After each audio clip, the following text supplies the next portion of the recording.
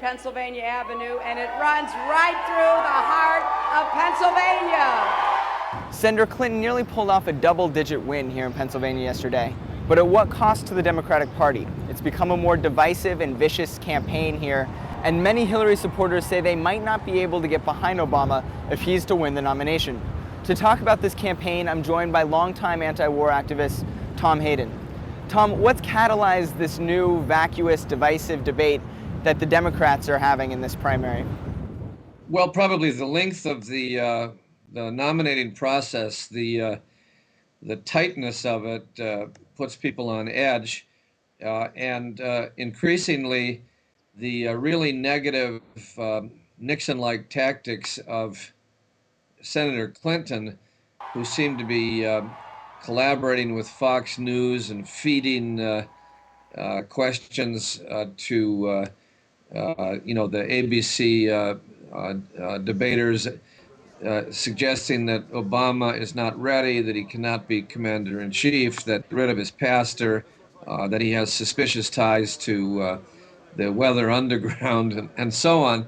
She has to know that that plays well to the 10 or 15% of racist voters and many Reagan Democrats, conservative Democrats, and then she's going to appeal to the superdelegates that he's not electable, having rendered him unelectable. But in the process, she becomes swamped with more negative numbers as well, I suspect. And so you have a death spiral, a downward death spiral going on here. But you'd have to be foolish to think it doesn't give a huge advantage to John McCain if this goes on for 12 more weeks or 8 more weeks, which is the Clinton plan at this point. So Senator Clinton seems like she's getting increasingly desperate as this campaign goes on, and she's not getting enough delegates. And recently she went so far as to say she'd be willing to obliterate Iran if they ever attacked Israel. What is she trying to gain from these comments? I don't know, but I'm very glad that you bring that up. The other news media has utterly failed in this regard. She first said that she would use massive retaliation against Iran in the ABC debate, and she extended the concept of massive retaliation, the NATO doctrine, to the United Arab Emirates and the Saudis and another Arab country, an ally of the United States.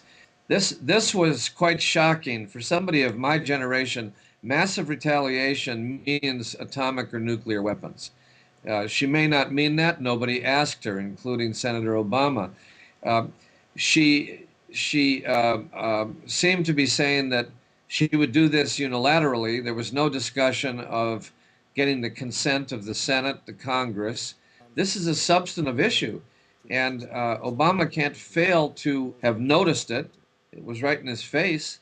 So we'll see what happens. Tom, do you have any inclination who she's pandering to with these comments? No, I don't, but it's in keeping with the, there's a slow-burning project for the Israelis or the Americans or both to attack Iran before the end of this presidential election or the Bush administration. You'll notice when General Petraeus was testifying, he went out of his way, and Ambassador Crocker, several times to say that Iran, the Revolutionary Guard of Iran, was behind the killing of Americans in Iraq, was behind the fighting in Basra, was behind the shelling of the Green Zone. Now, Hillary Clinton and Joe Lieberman and others voted for that Senate resolution. Obama did not, which designated the Revolutionary Guard as a terrorist organization. So it's all in place. If you have a general testifying that a designated terrorist organization is killing American soldiers, that is a pretext for war. So she may be trying to get ahead of the curve. She may be anticipating that there will be a strike against Iran, and she wants to be in a told-you-so mode. So to bring this back to the primary, does it seem like Obama's missing these current events? Should he be holding her accountable, and is he not defending himself against her attacks as well as he was at the beginning? I watched him in North Carolina this week. I was there for 3 or 4 days, and he came off that debate where he was like a punching bag, but he was in fine form. He talked for a couple hours, answered questions, went on to another 2 hour meeting, smiling, laughing. He's going to win North Carolina by 10 or 20 points. He's gonna win or lose Indiana by a close margin. So in 2 weeks, unless something happens, he will still be marginally ahead, but ahead in the pledged delegate count, uh, ahead by 500,000 votes in the overall vote, well ahead in the number of primary states and caucuses that he's won. It doesn't mean that she will surrender. It means that she will become more ferocious in trying to scratch and claw and take him down in order to argue that he's unelectable.